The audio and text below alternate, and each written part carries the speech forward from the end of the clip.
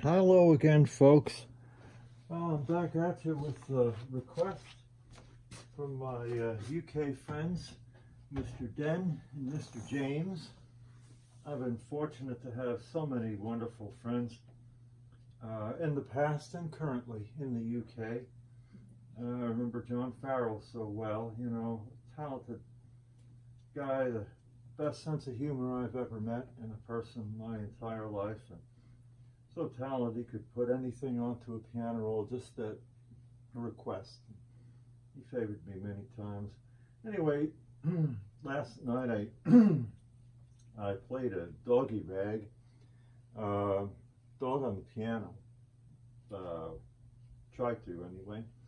And I thought that in response to this request, I'd go on to another one that brings me back to a misspent youth.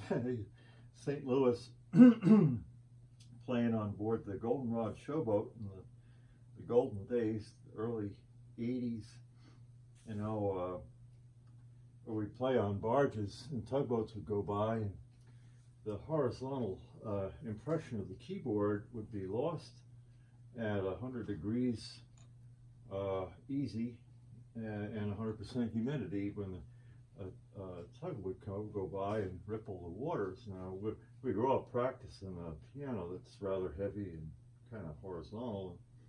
That changes in front of an audience of a few hundred, and the tugboat goes by. You know, if you're a little bit under the weather for merriment with friends, which was always the case prior to a concert, and certainly thereafter, it's a very interesting thing to experience. I think everybody who plays piano should experience it at least once. Try to maintain composure while the piano itself is not maintaining its proper composure. So anyway, another doggy rag.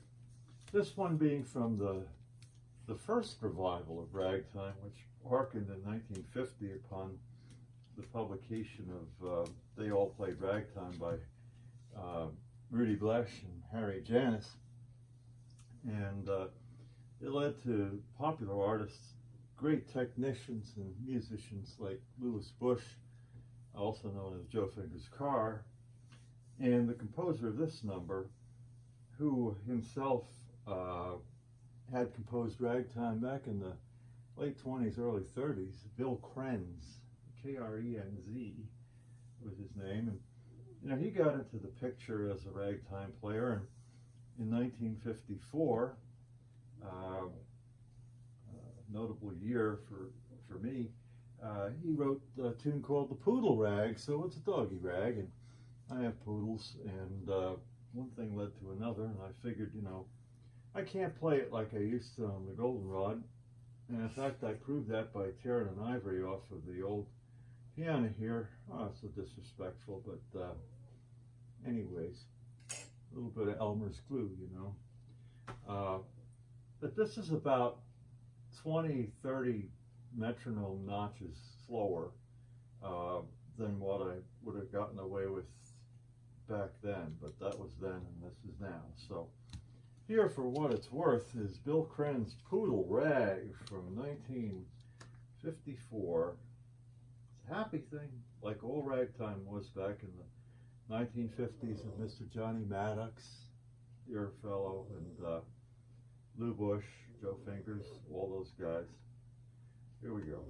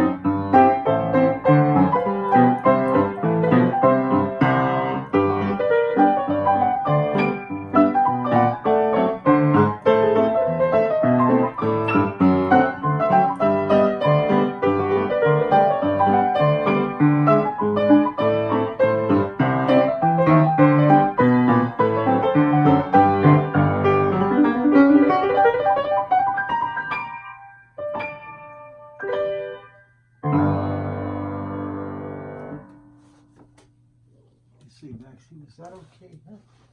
Was that a poodle rag? I hope so. We'll see. Bye. Bye-bye. Bye-bye-bye-bye.